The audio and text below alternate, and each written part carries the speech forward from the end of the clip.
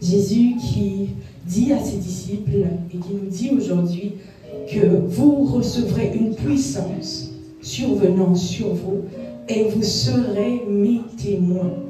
Les témoins, le Christ. Qui est témoin, le Christ, en ce matin? Amen. Alors, c'est qui un témoin? Donc, on va définir le témoin. Et c'est quoi témoigner? C'est pas la même chose, mais un témoin, selon le Larousse, c'est une personne qui a vu. C'est une personne qui a vu ou entendu quelque chose et qui peut éventuellement le certifier ou le rapporter. C'est une personne qui a entendu ou vu quelque chose et qui est capable de le certifier, qui est capable de l'approuver. Et témoigner, c'est simplement certifier ce qu'on a vu et entendu. C'est attester. Nous attestons que Christ est Seigneur. J'ai aimé la chanson de Future qui dit « Les nations du monde chanteront. Nous témoignons aujourd'hui sur la terre que Christ est notre Seigneur. » Et on peut rester même sur la chanson, s'il vous plaît. Merci. Et dans la Bible, j'aime ce passage de Actes chapitre 1er au verset 8, qui lorsque Jésus est en train de parler, il dit que vous serez mes témoins. Il dit que nous sommes ses témoins, pas pour rien. Il ne nous appelle pas simplement ses témoins, juste pour le dire. Il appelle des témoins ces personnes qui l'ont vu. Dans la Bible, il y a ces personnes qui l'ont vu, il y a ces personnes qui ont fait une expérience personnelle avec Christ, qui ont vu le Christ d'œil à œil, qui ont vu ses œuvres miraculeuses. C'est pourquoi il les appelle des témoins. On nous appelle des témoins parce qu'on a vécu une expérience personnelle avec Jésus. Et en ce matin, j'aimerais poser la question à quelqu'un. Qu'as-tu à partager au monde? Qu'as-tu à partager aux gens autour de toi? Est-ce que tu as le Seigneur Jésus dans ton cœur? Est-ce que tu as vécu une expérience personnelle capable de montrer aux autres, capable d'enseigner aux autres que je suis enfant de Dieu? Frère aimé, qu'est-ce que tu aimerais m'apporter? Qu'est-ce que tu aimerais m'apporter? Est-ce qu'il y a quelqu'un qui réfléchit à cela de temps en temps, de se dire « Je suis enfant de Dieu, mais cela ne se limite pas qu'à ça. » Il appelle témoins ces personnes qui ont d'abord, premièrement, eu une expérience personnelle avec lui sur la terre. Et à nous, nous avons les Écritures qui nous servent de témoignage de notre relation avec le Seigneur. Les disciples, j'aime comment les disciples ont shifté de la phase de disciples à apôtres.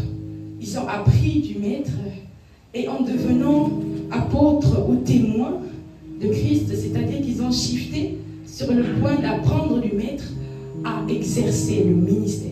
À exercer le ministère. Es-tu un chrétien qui est resté simplement dans les Écritures, tu pries tous les jours, je ne défends pas la prière, mais en tout cas on est clair, je ne défends pas la prière. Mais es-tu un chrétien qui se limite simplement à lire la Bible sans pour autant te dire comment vais-je témoigner Jésus à la personne qui est autour de moi? Qu'est-ce que je fais pour rendre ministère? Parce que c'est pour ça qu'on nous appelle témoins.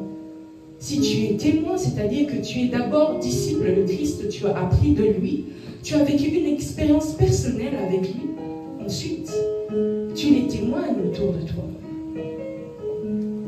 Tu les témoignes autour de toi. Et j'aime la précision que Jésus fait. Il dit que vous serez mes témoins, non seulement là où vous êtes, dans toute la Samarie, dans toute la Judée et jusqu'aux extrémités de la terre. Cette partie veut aussi simplement nous dire qu'on peut témoigner Christ dans n'importe quel domaine, dans n'importe quel talent, on peut témoigner Jésus. Maintenant, j'aimerais te poser la question, où est-ce que tu témoignes Jésus? Où est-ce que les autres peuvent voir Jésus sur ta vie ou au-dedans de toi, parce qu'il vit au-dedans de toi? C'est cette grande responsabilité que Jésus a montrée à ses disciples que vous serez mes témoins. Et nous-mêmes, nous sommes témoins de comment les disciples ont eu à avancer avec Jésus. Ils ont quitté de la phase de disciples à apprendre et ils sont partis pour exercer. Nous apprenons à l'église, mais que faisons-nous des enseignements que nous recevons? Où est-ce que tu impactes les autres? Si tu dois impacter les autres dans l'église, gloire à Dieu, continue de les servir. Mais si tu dois impacter au travers de n'importe quel talent que Dieu t'a donné, les talents que Dieu nous a donnés, ce n'est pas pour rester à la maison, ce n'est pas pour rester caché. C'est pour que cela soit exposé, pour rendre ministère à Dieu. Amen. Donc si nous voulons devenir des témoins de Christ, il nous faut vivre une expérience avec Jésus. Tu es ici en ce lieu, il y a une question que tu as peut-être entendue plusieurs fois. L'as-tu déjà accepté comme étant ton Seigneur et Sauveur? De cœur à cœur avec toi-même, tu te regardes comme dans un miroir. Tu vois, c'est comment ma vie d'abord. L'autre un frère qui est en train de dire, ah, c'est pas moi, c'est pas moi. Lui, c'est toi. C'est toi. Alors l'apôtre Paul fut aussi un témoin de Christ. Je retourne encore pour dire que le salut n'est pas demain comme on le pense, mais le salut c'est aujourd'hui. Si j'ai quitté de là où je suis venu ici, c'est parce que Dieu avait voulu encore rappeler à son peuple, c'est comment ta marche avec le Seigneur. Tu viens à l'église, mais quelle est ta position avec Christ? Quelle est ta position avec Christ? Les saluts, c'est aujourd'hui, c'est pas demain, mais c'est aujourd'hui. Moi, j'ai hâte qu'on puisse célébrer Dieu. Les nations du monde chanteront. Tu es Seigneur. Les nations du monde chanteront. J'ai hâte de chanter ce chant en étant là-haut dans le ciel. Mais j'aimerais aussi que mes frères et sœurs que vous êtes, qu'on puisse ensemble célébrer Jésus. Ça me ferait mal de voir que on est là, il nous manque un frère, il nous manque une sœur. Pourquoi? Pourquoi? Alors, le salut, c'est aujourd'hui. Paul fut aussi un témoin de Christ.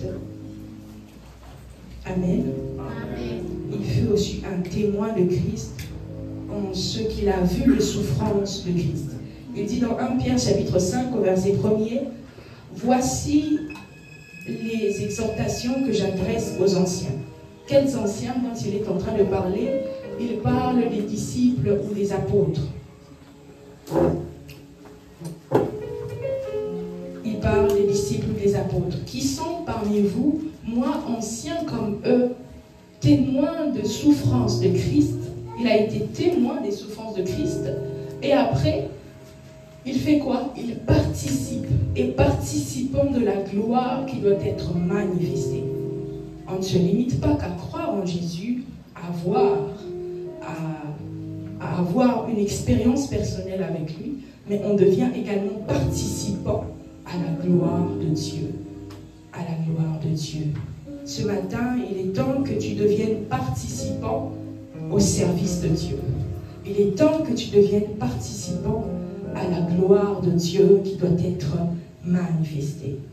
Amen. On ne peut faire une rencontre personnelle avec Christ et c'est dire que je me limite là. J'ai souvent entendu dans ma marche chrétienne que les gens disent que je viens juste à l'église, je me limite là. Je n'ai pas de problème avec ça. Mais dis-toi que tu es un témoin de Jésus.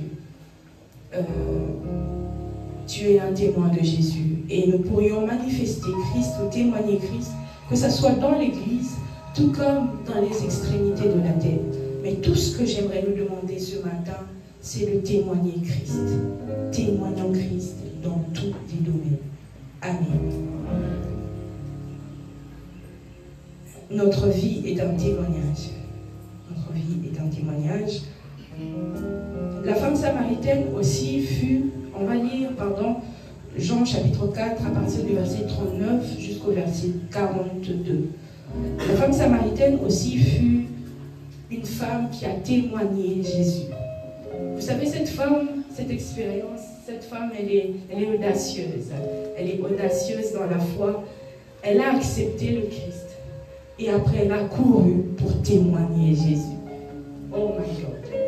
Plusieurs Samaritains de cette ville crurent en Jésus à cause de cette déclaration formelle de la femme.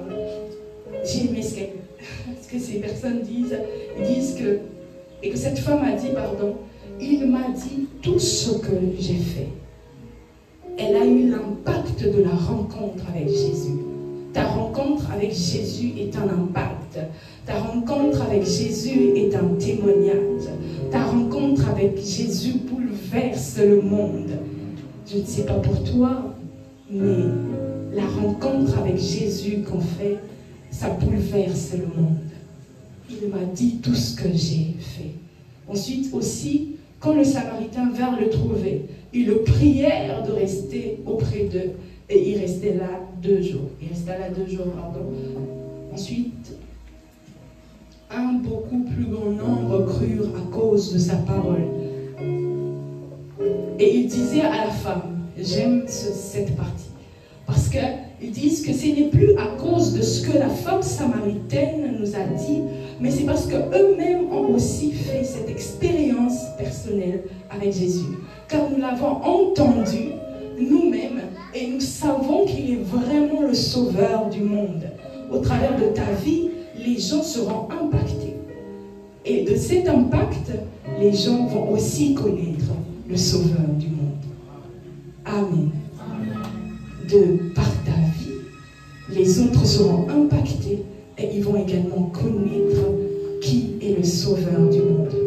Les seigneurs que tu pries, le Dieu que tu sers, le Dieu que tu pries, ils sont censés connaître ce Dieu-là. Les autres sont censés connaître notre Dieu, qui est le sauveur du monde. Jésus.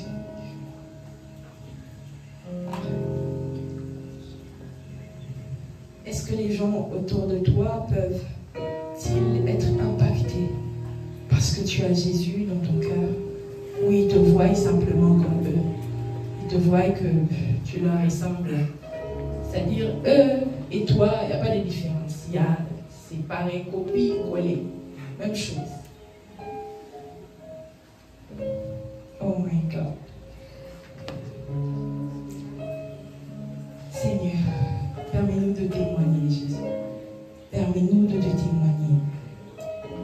C'est la saison des témoignages. C'est la saison dans laquelle nous devrions montrer au monde que le Sauveur du monde est là, qu'il est là et qu'il revient bientôt. Alors, comment le témoigner? Ce n'est pas une liste complète, mais on peut prendre quelques éléments et après on va chuter. Je pense que ce sera 4 éléments ou 5. Prions Dieu. Si vous décidez comme les 4, 5, l'abondance, hein? L'abondance, non? D'accord. Alors, on ira dans 1 Samuel, chapitre 3, à partir du verset 1 au verset 11. Je nous rappelle qu'on traite maintenant sur cette partie de comment témoigner. Donc, pour faire un résumé, on a vu c'est quoi être un témoin, l'objectif d'être un témoin de Christ. Et nous avons pris l'exemple de Paul, l'exemple de la femme samaritaine. Et nous sommes plus accentués sur le fait que lorsque nous sommes témoins de Christ, nous vivons une expérience personnelle d'abord nous-mêmes avec le Seigneur. Ensuite, nous témoignons cela aux autres. Donc 1 Samuel chapitre 3, à partir du verset 1 au verset 11. Je lis ici. Le jeune Samuel était au service de l'Éternel devant Élie. La parole de l'Éternel était rare en ce temps-là. Les visions n'étaient pas fréquentes. Alors que maintenant les visions sont fréquentes. Mais on refuse quand même de témoigner Jésus. C'est fort. En ce même temps, Élie, qui commençait à avoir les yeux troubles et ne pouvait plus voir, était couché à sa place. La lampe de Dieu n'était pas encore éteinte. Et aujourd'hui, la lampe de Dieu n'est pas encore éteinte. La faveur de Dieu est encore disponible. Pour toi qui veux l'accepter en ce matin, la lumière de Dieu est toujours là. Amen. Toi qui te poses la question, est-ce que c'est pas trop tard? Non. La lampe de l'Éternel n'est pas encore éteinte. Nous, la faveur de Dieu, elle est toujours là. Amen. Et Samuel était couché dans le temple de l'Éternel où était l'arche de Dieu. Alors l'Éternel appela Samuel. Il répondit, me voici. Et il courut vers Élie et il dit, me voici car tu m'as appelé. Élie répondit, je ne t'ai point appelé, retourne te coucher. Et il alla se coucher. L'Éternel appela de nouveau Samuel. Et Samuel se leva, il allait encore vers Élie et il dit, me voici car tu m'as appelé. Élie répondit, je ne t'ai point appelé. Mon fils, retourne te coucher. Samuel ne connaissait pas encore l'Éternel. C'est peut-être le cas de quelqu'un en ce lieu, comme on l'a dit. Tu ne connais pas encore le Seigneur, mais il te faut un message, il te faut cette parole qui vient du Seigneur pour te dire que il est temps que tu puisses le connaître comme Samuel a eu à connaître l'Éternel. Amen. Et la parole de l'Éternel ne lui avait pas encore été révélée. Cette parole aujourd'hui est révélée pour nous. L'Éternel appela de nouveau Samuel pour la 3e fois et il dit, et Samuel se leva, alla vers Élie et dit, me voici car tu m'as appelé. Élie comprit que c'était l'Éternel qui appelait l'enfant. Aujourd'hui, le Seigneur t'appelle. Il t'appelle. Et il dit à Samuel, va, couche-toi. Si on t'appelle, tu diras, parle, Éternel, car ton serviteur écoute. Et Samuel alla se coucher à sa place. L'Éternel vint et se présenta à Samuel. Et il dit, comme les autres fois, Samuel, Samuel. Et Samuel répondit, parle, car ton serviteur écoute. On termine. Alors l'Éternel dit à Samuel, voici, je veux faire en Israël une chose qui étourdira les oreilles de quiconque l'entendra. Pourquoi on a lu ce passage si long? Juste pour nous montrer que comment témoigner Christ commence simplement par un appel. Il nous appelle comme ce matin. Il t'appelle par ton nom. Le frère Aladj t'appelle. Il dit, Aladj, Aladj, que répondons-nous? La plupart d'entre nous ne disent pas oui à Dieu. Nous ne disons pas oui à Dieu. Mais ce matin, c'est un privilège pour nous d'accepter l'appel de Dieu. Es-tu prêt à accepter son appel? Car il t'appelle. Es-tu prêt à dire oui à la connaissance de Dieu? Es-tu prêt à dire oui à la rencontre personnelle avec Jésus? Comprendre son intérêt, l'intérêt de Dieu de nous voir en relation avec lui. On ne peut vraiment être un véritable témoin de Christ sur terre si nous n'entrons pas en collaboration avec les plans ou les projets de Dieu. C'est pourquoi je nous dis que nous devrions témoigner Christ dans ce à quoi il nous appelle. Dans ce à quoi il nous appelle. Les défis pour nous aujourd'hui, c'est que nous n'acceptons pas, nous n'obéissons pas à ce que Dieu nous a demandé de faire. Dieu nous demande de rester ici, nous voilà 2 jours après là-bas.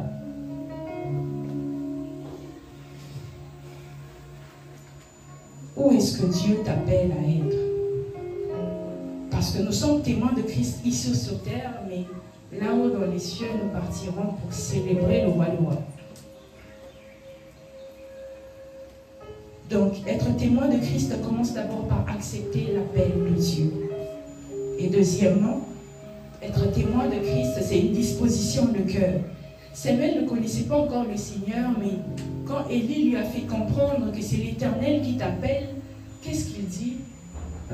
Élie lui dit, tu répondras, me voici. C'est une disposition du cœur.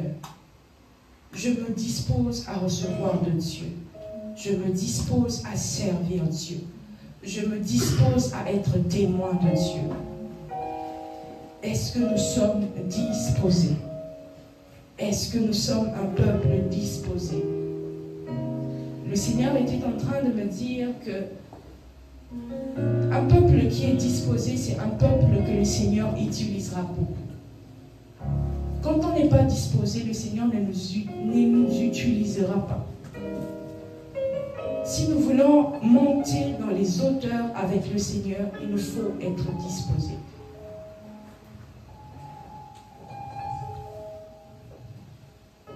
Soyons un peuple disposé que le Seigneur va utiliser. Amen. Alors, troisième chose, si on peut dire comme ça. Acte chapitre 1, verset 8, nous révèle non seulement qui nous sommes, parce qu'il dit que nous serons ses témoins, que nous sommes déjà devenus ses témoins. Ce passage nous montre également que vous recevrez une puissance, le Saint-Esprit sur nous. C'est-à-dire que le Saint-Esprit vient sur les témoins de Dieu afin de nous aider à vivre non selon nous, mais selon la stature parfaite de Christ d'abord. C'est-à-dire que lorsque nous devenons témoins, nous recevons le Saint-Esprit, la merveilleuse personne du Saint-Esprit. Est-ce qu'on peut acclamer la merveilleuse personne?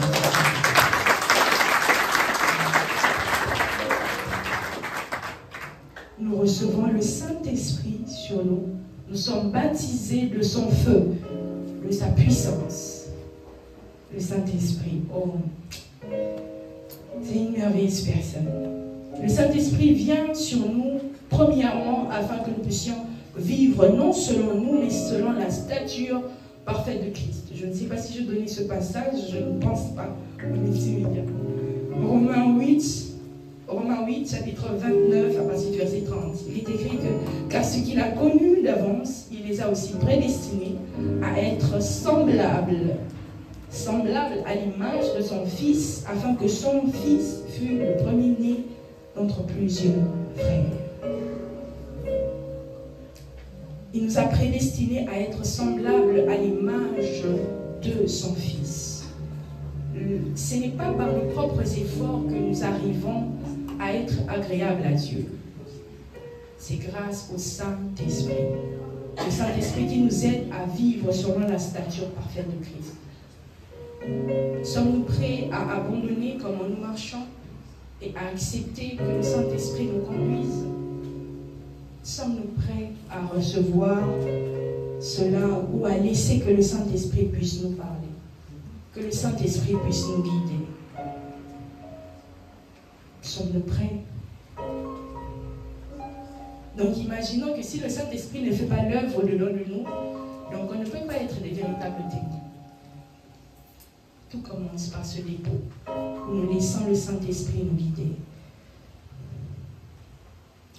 Les buts de cet enseignement, avant de parler de ça, le Saint-Esprit implante au-dedans de nous les fruits dignes de la repentance et les sentiments qui étaient en Christ. Le Saint-Esprit, il nous aide à porter, il implante au-dedans de nous, il bâtit les fruits dignes de notre repentance. Lorsque tu fais quelque chose et qu'on te rappelle que tu es enfant de Dieu, tu vas dire, je ne suis pas Jésus. Oh my God. Tu vas rappeler aux gens que je ne suis pas Jésus. Je ne suis pas quelqu'un qui sert Dieu. Ce n'est pas simplement les pasteurs qui doivent vivre selon le Saint-Esprit. Amen. Ce n'est pas simplement les responsables. Même toi-même aussi. Tu ne vas pas dire, c'est parce que je ne prêche pas que je ne vais pas vivre selon le Saint-Esprit. Vrai ou pas? C'est lourd, non? Très lourd. Très lourd, mon frère. Comprenez-moi, j'aime toujours faire sourire les gens parce que parfois je vois vos visages sont trop serrés. Je me dis, qu'est-ce qui se passe? Amen. C'est bien de sourire dans la présence de Dieu. Il n'y a nulle part où tu vas sourire comme ça. Amen. Alors c'est le Saint-Esprit au dedans de nous qui implante les fruits dignes de la repentance et qui nous aide à posséder les sentiments qui étaient en Christ. Alors le but de cet enseignement, c'est de simplement susciter dans nos cœurs à rechercher encore plus de la plénitude du Saint-Esprit. Donc le Saint-Esprit nous aide à vivre non selon nous, mais selon la stature parfaite de Christ, premièrement. Ensuite, le Saint-Esprit nous aide à accomplir parfaitement l'appel de Dieu. Le Saint-Esprit nous aide à accomplir parfaitement, je ne dis pas moitié, parfaitement l'appel de Dieu ou la mission de Dieu. C'est-à-dire que si tu veux rendre ton service impeccable, demande au Saint-Esprit de te remplir. Demande au Saint-Esprit de faire de toi un vase disponible. C'est le Saint-Esprit qui rendra parfaitement ton service. Toi-même, tu ne comprends pas. Genre, quand tu t'élèves simplement comme ça, les gens sont déjà à ouf. Pourquoi? Le Saint-Esprit. Le dépôt du Saint-Esprit au dedans de toi. Le Saint-Esprit te donne un sourire incroyable. Le Saint-Esprit, il te donne un goût que toi-même tu ne vas pas comprendre. Un goût que tu ne comprendras pas. La merveilleuse, c'est pourquoi je l'appelle la merveilleuse personne du Saint-Esprit.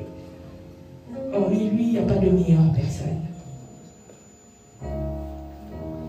Si nous faisons chaque fois le service de Dieu, j'aimerais nous dire que lorsque je suis partie d'Oujda, le Seigneur a fait que je puisse perdre ma soeur, paix à son âme. Mais j'avais carrément arrêté avec tout le service. Et même quand j'ai repris mollo. Je suis encore dans le mollo de Dieu. Je suis encore dans la pâte de Dieu. Et j'ai compris une chose, que nous ne devrons pas faire le service de Dieu par habitude. Mais faisons le service de Dieu tout en se rendant compte que chaque jour, lorsque je viens prester pour Dieu ou lorsque je viens servir Dieu au travers de mon travail, au travers de tout ce que je fais pour lui, c'est une occasion favorable pour Dieu de se manifester au travers de moi. Le service de Dieu n'est pas une habitude. Les dimanches, ce n'est pas une habitude parce qu'il y a des gens qui meurent et qui ont besoin de cette vie. Le service de Dieu n'est pas une habitude. La maison de Dieu, ce n'est pas un endroit que nous venons par habitude. Tu peux entrer simplement dans la porte et tu es touché. Parce qu'il y a la personne du Saint-Esprit. Le service de Dieu n'est pas une habitude. Mais c'est une occasion que Dieu nous donne à chaque fois d'être touché particulièrement. Ça fait très longtemps que je me suis tenue devant ici. Moi-même, avant de vous parler, c'est moi-même qui suis touchée. Pour nous dire que nous sommes que les vases transporteurs. Nous transportons quoi? La présence de Dieu. Lorsque le Saint-Esprit habite au-devant de nous. Alors, chers témoins de Dieu, sachant que ce que nous allons faire n'est pas une habitude. Tu es là, tu es dans ton commerce, c'est là où Dieu t'a appelé. Ce n'est pas une habitude quand tu fais les choses et que tu donnes, Jean. C'est une occasion dans laquelle Dieu est en train de se manifester à chaque fois que tu fais la chose. Tu es photographe, n'est-ce pas? À chaque fois que tu fais des photos, il y a des images qui font pleurer les gens. Amen. Parce qu'il y a la présence de Dieu dans les images. Tu es chantre, n'est-ce pas? Quand tu tiens ton micro, il y a quelque chose qui doit se passer. Tu es pianiste, tu es guitariste, tu es multimédia. Peu importe, dans ton commerce, dans tes études, quand tu feuille. Il y a quelque chose qui doit se passer. Parce que tu as un dépôt au-dedans de toi. Et c'est la merveilleuse personne du Saint-Esprit. Et c'est lui qui fait l'œuvre à ta place.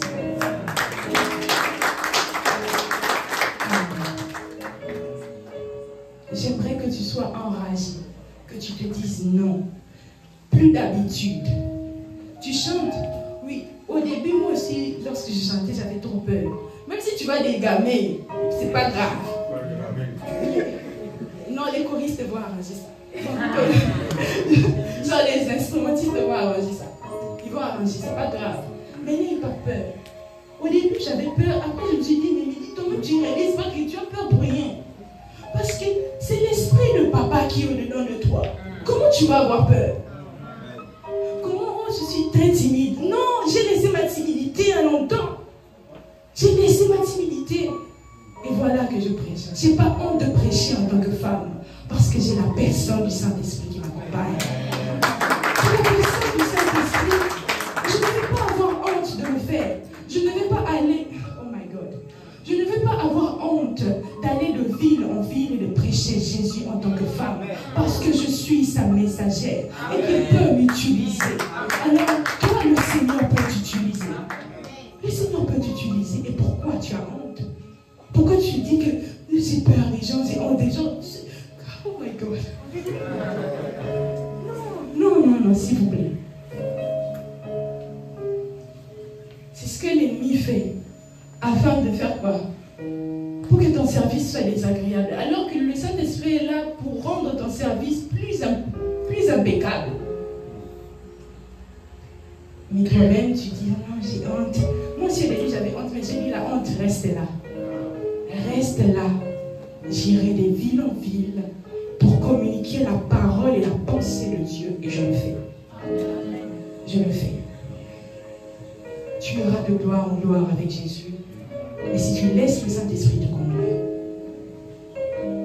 que cela soit ta prière dans le nom de Jésus. Vous comprenez comment le Saint-Esprit est merveilleux, n'est-ce pas? Amen. Alléluia. Je ne comprends pas les nations du monde chanteront. Il y a quel problème avec ces chants qui ne cessent de revenir dans la tête? Oh my God. C'est la joie que nous aurons là-bas. Alors notre service, notre mission a pour but de rendre témoignage. Donc à chaque fois, si Dieu t'a appelé à un commerce particulier, et je connais même pourquoi je reçois ce message pour cette personne. Cette personne est ici même. Elle fait un commerce. Non, il y a 2 personnes spécifiquement qui font ces commerces-là. Je vous vois, je sais. Je sais. Mais j'aimerais vous dire qu'au-delà de faire ce que vous faites, il y a quelque chose qui se passe. Vous aurez des mains remplies de feu. Vous êtes au multimédia. Dieu va faire quelque chose avec vous. Alors que je voyageais, je voyais dans mon esprit que Dieu était en train de faire un prélèvement. Genre un prélèvement sanguin. Et le Seigneur était en train de m'expliquer que c'est lui qui prélevait dans son église des personnes. Et il prélève des gens disposés. Il nous prélève, il nous met à part. Des mises à part pour Dieu. Oh, moi j'ai hâte d'être mise à part pour le Seigneur. Et toi, mon frère, ma soeur. Alléluia. Alors je dois vite terminer parce que je sens qu'il y a quelque chose qui se passe déjà. Amen. J'étais là pour venir enseigner, mais Dieu commence à me donner des messages pour les gens.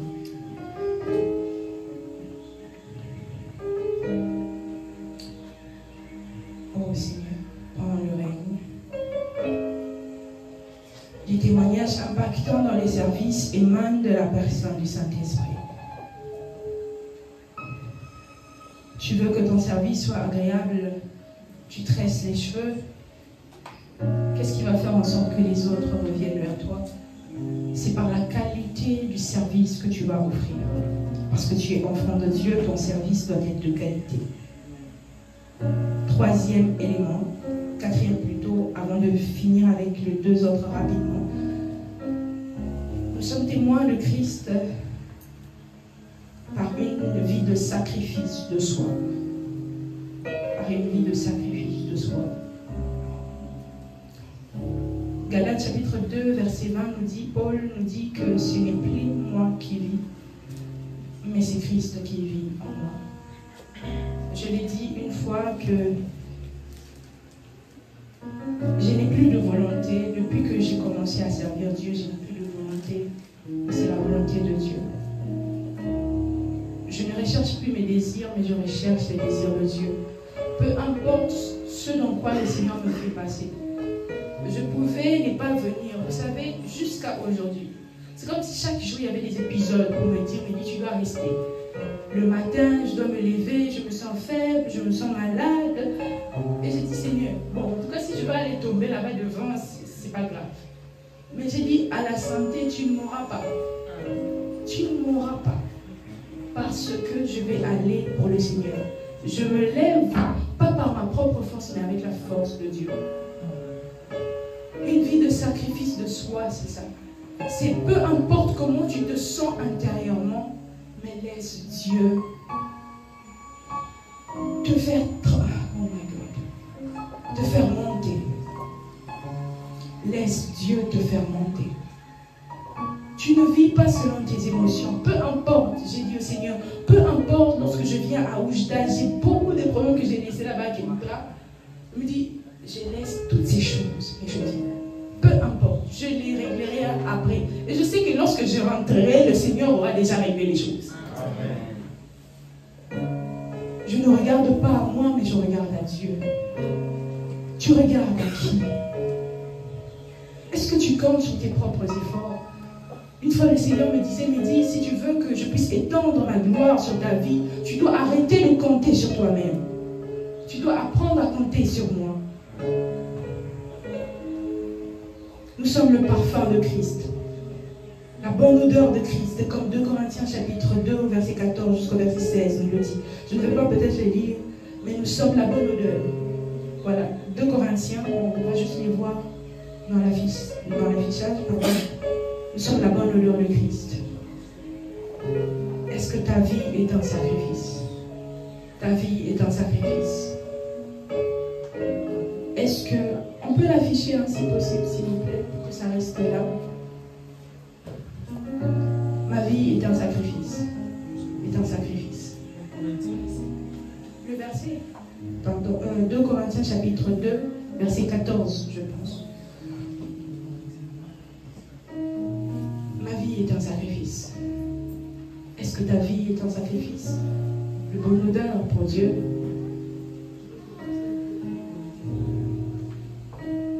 Es-tu prêt à... Il y a une chose qu'on m'a toujours dit, c'est que tu fournis des efforts. Ça, c'est un message pour quelqu'un, je crois. Tu fournis des efforts pour ce à quoi le Seigneur t'a appelé, mais les gens ne le reconnaissent peut-être pas. Les autres ne reconnaissent pas peut-être ta valeur, ce que tu fais. Mais c'est toi qui connais là où Dieu t'emmène. Là où Dieu t'emmène. Au début de ce ministère, d'être sa messagère de Dieu, il y avait plusieurs qui me disaient, qui m'ont découragée, plusieurs qui me disaient, oh non, c'est pas possible, et tout, tu es une femme, je mets derrière, j'avance. Et j'aimerais me dire que faisons les services de Dieu, non en regardant d'abord à nos poches. Parce que je peux aussi bien me dire que non, pourquoi je veux venir, pourquoi je veux faire ce sacrifice pour Dieu. Mais tu le fais pour Dieu. C'est lui qui te le rendra. Le service que tu fais, c'est Dieu qui te le rendra. Je sais que ma récompense est céleste. Ce que je fais, ma récompense est céleste. Si un homme me récompense, gloire à Dieu. Mais ma récompense est d'abord céleste. Fais ce que tu es censé faire. Ne regarde pas au sacrifice que tu fais. Mais dis-toi que dans ces sacrifices que tu es en train d'apporter, Dieu te récompensera. Une vie de sacrifice de soi et toujours une vie qui est récompensée dans le ciel. Quand tu te sacrifies pour Dieu, sache qu'il te récompensera. Alors que je me rappelle que tout au début, j'ai fait du bien à quelqu'un. Et après, je me retrouve un jour, moi, dans le même besoin que j'ai eu à faire ou à donner à cette personne. Et c'est là que le Saint-Esprit me rappelle, il m'avait envoyé un ange pour venir m'aider dans cette situation. Et le Saint-Esprit me rappelle que tu vois le bien que tu avais fait à cette personne-là. Je savais qu'un jour tu allais te retrouver dans le même besoin. Voilà pourquoi ne regarde pas au sacrifice. Parce que sache que le sacrifice que tu fais sera toujours récompensé dans le ciel. Dieu trouvera toujours un moyen de te récompenser. Je vais finir très très rapidement. Colossiens 3, verset 2 jusqu'au verset 3. La Bible dit: affectionnez-vous aux choses d'en haut. J'ai aimé lorsque le frère était en train de chanter, il était en train de dire que nous aspirons aux choses d'en haut. J'ai dit: frère, c'est ça. C'est ça. Affectionnez-vous aux choses d'en haut et non à celles qui sont sur la terre. Un témoin de Christ ne regarde pas d'abord, je dois aller regarder le match. Oh. Moi je dois avoir la plus belle tenue qui est sortie. Un témoin de Christ dépasse celui-là. Un témoin de Christ est quelqu'un qui aspire aux choses d'en haut. C'est-à-dire que là où la gloire de Dieu doit être versée, moi je dois être là. Tu aspires à quoi? Cela ne veut pas dire que, genre, le fait que tu es footballeur, voilà, que je refuse ça. Non. Tu as tes talents, pas de problème. Mais tu aspires à quoi? Tu t'affectionnes à quoi? C'est bien de s'habiller, n'est-ce pas? Nous sommes tous beaux et belles, gloire à Dieu. Mais je n'aspire pas aux choses qui sont sur la terre. Je sais que Dieu me donnera des vêtements. Je sais que Dieu me donnera de l'argent. Je sais que j'ai un père qui est riche. Je veux m'inquiéter de quoi? Et vous savez, un miracle, un témoignage, c'est que le Seigneur me disait que, mais dis-toi l'argent que tu gagnes, sache qu'il y a une partie qui est pour moi, pour le Seigneur. Non, mais genre, le tiers, pasteur, je ne sais pas si c'est le tiers qu'on donne généralement, mais c'est une petite partie à Dieu. Je ne sais pas si c'est ça. C'est ça, pasteur? Ah, voilà, c'est ça. Mais je ne sais pas si c'est ça, mais c'est une petite partie quand même qu'on donne à Dieu.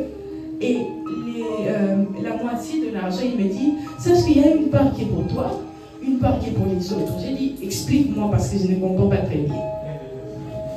Il me dit que la moitié de ce que tu as pour toi, c'est pour toi. Mais il te dit que la moitié là, une part c'est pour les autres, une part c'est pour toi. Et vous savez, à chaque fois je me retrouve avec des personnes qui sont dans le besoin et c'est comme ça que je sais. Ok, je fais ceci, je fais cela. Et ça a plus commencé quand je voyageais que cela se faisait. Que je sème dans n'importe quelle situation. Et il y a une personne qui m'a dit un jour, c'était même le dimanche dernier, voilà. Elle vient, elle pleure. Elle me dit, mais j'ai envie de pleurer. J'ai dit, pourquoi? Elle me dit, mais j'ai remarqué que toi, au fait, c'est comme si tu ne te soucies pas de ton argent. J'ai dit, oh, bon, je sais pas. Tu ne te soucies pas de ton argent. Comment? Parce que ce que tu as, tu donnes. Et j'ai compris une chose, que bien avant que cette personne ne vienne, je n'avais pas d'argent. Mais le Seigneur a permis que je puisse avoir de l'argent. Oui, merci, je suis en train de finir. Je suis en train de finir. Le Seigneur a permis que j'aie de l'argent. Et je vous assure que si vous donnez, vous ne manquerez jamais. Si vous donnez, vous ne manquerez jamais. Quand j'ai commencé à donner, j'ai compris que l'argent venait facilement. L'argent viendra facilement à toi quand tu donnes. Et dans cette même lancée, j'aimerais dire que nous sommes aussi témoins de Christ, le dernier point, dans l'amour. L'amour, ce n'est pas de recevoir. Voilà, moi, la personne ne me donne pas ceci, la personne ne me fait pas ceci. Commence par donner. Commence commence par donner. On se dit que voilà, on n'offre pas les cadeaux aux frères. Non, commence à donner. Oh, parce que les cadeaux, c'est juste aux femmes. Non, commence à donner. L'amour n'est pas que dans un seul sens. L'amour, c'est dans deux sens.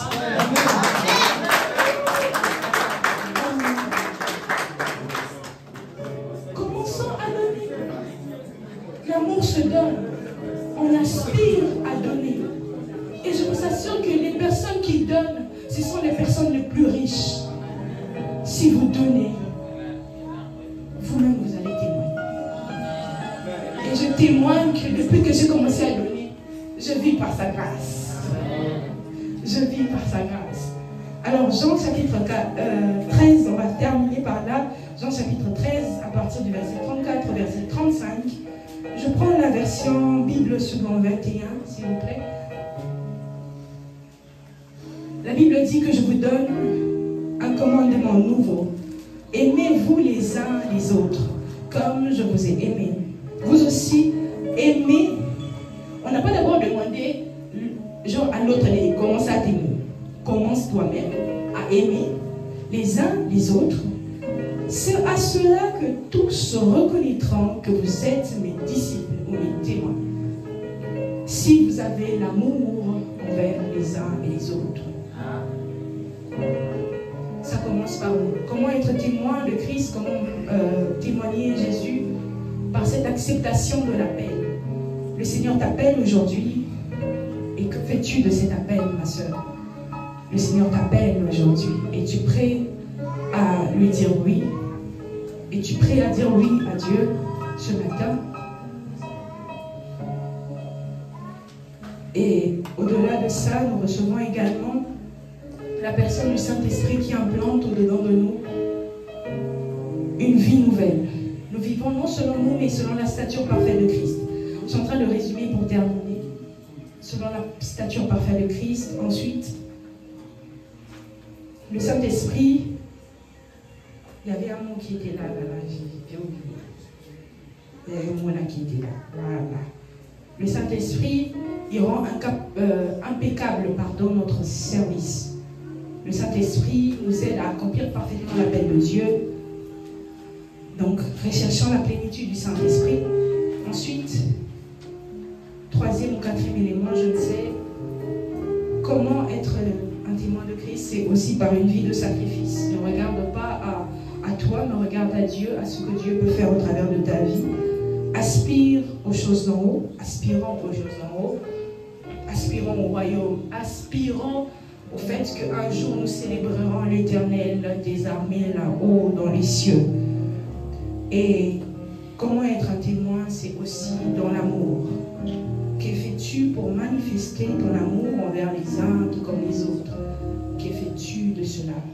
Est-ce que tu commences d'abord à vouloir que les autres puissent t'aimer avant que tu puisses d'abord aimer les autres? C'est à cela que le Seigneur avait déposé cette petite pensée pour nous aujourd'hui.